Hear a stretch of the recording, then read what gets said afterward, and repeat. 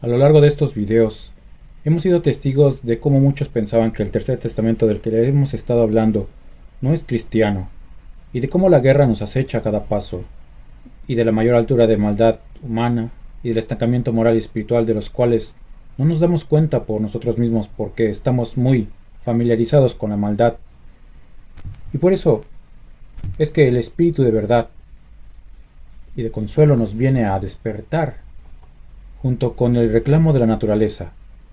Y en estos libros y videos los hemos orientado sobre qué es el espiritualismo y el espíritu, de que se puede confundir con el alma, y los cuales la ciencia niega, argumentando que las experiencias espirituales solo son reacciones químicas, a lo cual nosotros decimos que en parte es cierto, porque la carne, cuerpo o materia está íntimamente conectada al espíritu, y por lo tanto es una herramienta con la cual sentimos y aprendemos en este mundo. Pero la carne limita al espíritu y lo encierra. Pero no por eso debemos de negar a la carne y sus necesidades. Pero el espíritu y la ley de Dios deben ser primero. En la obra del espiritualismo hay adelantados en cumplimiento y hay párvulos que no conocen ni siquiera la ley de reencarnación. Y también hay quienes por ignorancia o por intención al espiritualismo lo ocultan, lo venden o lo alteran, como siempre pasa cuando hay una revelación divina en el mundo. Porque no falta el que se dice espiritualista o cristiano o discípulo del Espíritu de verdad y de consuelo, y al mismo tiempo profesa una tendencia religiosa, política o de lucro haciéndose pasar por representantes de Dios, poniéndose ellos mismos la corona en grandes grupos religiosos, o hasta hacerse pasar por Dios en templos, donde te pedirán arrodillarte ante médiums y videntes en su organización, llevando al pueblo espiritualista a la división y a la confusión. Porque todavía hay muchos que no entienden qué es la verdadera obra espiritualista. Y aquí la pregunta es, ¿qué clase de espiritualista queremos ser? Por lo que antes que nada es importante investigar la historia del espiritualismo trinitario mariano, ya que no podemos ver la razón de la existencia de los templos actuales, ignorando su pasado de desobediencia. Y es que en 1950, Dios y su mundo espiritual de luz da por terminada la comunicación imperfecta por medio de portavoces, para dar paso a la comunicación directa con Él, de espíritu a espíritu, sin necesidad de intermediarios ni representantes, y es perfecta. Por lo que a muchos no les pareció dejar de tener un pueblo arrodillado ante estos médiums y videntes envanecidos que toman el nombre de espiritualistas para revelarse a Cristo y sus leyes y enseñanzas. Y así fue que en 1950, en el Cerro del Atache, en Guerrero, México, un grupo aproximado de 500 guías espirituales se reunieron para acordar seguir indefinidamente con las cátedras que muchos llaman irradiaciones, comunicaciones, etc., pero que en realidad es un hombre haciéndose pasar por Dios, para tener pueblo a quien enseñar nuevos fanatismos, idolatrías, supersticiones, espiritismo, religiosidad popular y otros errores. Y aunque muchos no cobren, caen en dádivas y limosnas y en graves faltas ante Dios y la humanidad, ya que serán recordados como los traidores al Maestro en su advenimiento como espíritu de verdad y de consuelo, pues de espiritualistas solo tienen el nombre. En nuestro canal hay videos y libros donde comparamos cátedras originales con las cátedras impostura. Y hay otros videos que hablan de la diferencia de las comunicaciones espirituales y cuál es la que practicamos los espiritualistas. Pero para que nada de esto cambie y permanezcas sin decir nada, los judíos indebidamente dicen al mundo que ellos son los elegidos israelitas de Dios por la raza, la sangre y el idioma. Y los cristianos dicen que si un ángel del cielo nos anunciara otro evangelio diferente sea anatema. Y algunos espiritualistas te dirán, no hablarás mal de tus hermanos aunque tengas justicia para ello. Y hay que obedecer y pedir por nuestros gobernantes, sea quien fuere. Y que el faraón y el César del mundo están solo dentro de nosotros, etcétera, etcétera, etcétera. Pero nosotros, en vez de quedarnos callados, preguntamos, ¿quién le dio permiso al hombre de hacer el rostro de Dios con sus manos y además blanco y europeo? ¿Que no te das cuenta de que tus ídolos son hombres europeos blancos, crucificados, Marías y niños Dios blancos? Y son los ídolos paganos de otros pueblos y además impuestos por la fuerza a nuestros antepasados.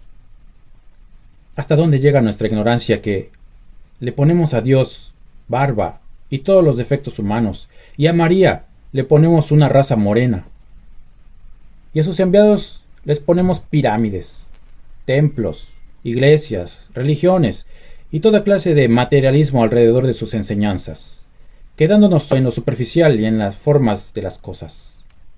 Y no ahondamos ni profundizamos para ver el espíritu que hay detrás de sus máximas y ejemplos y de los símbolos y de la naturaleza. ¿Hasta cuándo seremos serios en esencia? Nosotros no venimos hablando mal de las religiones, pero tendrán que escuchar a Cristo, quien es el Maestro. Japón, Estados Unidos, Francia, Inglaterra, Rusia, Italia, Alemania, son naciones llenas de prejuicios y fanatismos, muy atrasadas espiritualmente, y su pasado y presente de guerras lo demuestran. En estas naciones no pueden terminar con los abusos, el hijime o el bullying que sufren los niños en sus escuelas, porque los adultos son igual de abusivos con otros adultos, en casa, en el trabajo y con otros países. ¿Por qué seguir su ejemplo? ¿Por qué los vemos muy grandes y además les tenemos en un pedestal? ¿Es que perdimos la razón? Y aunque todo esto mueva a muchos a risa, a miedo, provoca asombro o ira y traiciones, nosotros seguiremos, porque la verdad es la única que nos podrá liberar de las cadenas de la ignorancia que los seres humanos llevamos por siglos, porque nuestros malos líderes políticos y religiosos y empresarios así les conviene, por su falta de verdadera espiritualidad, y nos llevan a los fanatismos, a la idolatría, por el dinero, la carne, la ciencia materialista, a supersticiones, vicios, errores y guerras, destruyendo, contaminando y mutilando la naturaleza con nuestra arquitectura y un falso progreso que deslumbra a las generaciones nuevas con trenecitos para que jueguen, petróleo, tecnología y desfiles de militares que con sus armas homicidas desaparecen aldeas y comunidades completas de quienes se oponen a sus intereses sin que el mundo se entere, para que luego el pueblo los alabe y se entretenga con todas estas obras vacías y retrógradas, cayendo víctimas del populismo que nos da las migajas del dinero, de la ciencia sin amor, de los vicios, placeres insanos y bajas pasiones para el cuerpo, pan y circo, comercio y cadenas de siglos, en donde los niños perdieron la inocencia, los jóvenes son engañados, los viejos ignorados, y donde el hombre no ve a la mujer como una compañera, sino que quiere una esclava prostituta en casa, mientras la mujer se materializa, profanando y destruyendo entre los dos el matrimonio, la paternidad y la amistad, que son instituciones de Dios.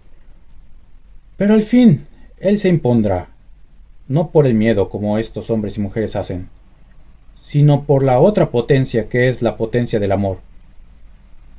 Y en este día de juicio nos pondrá un hasta aquí. en nuestra desenfrenada carrera hacia el abismo.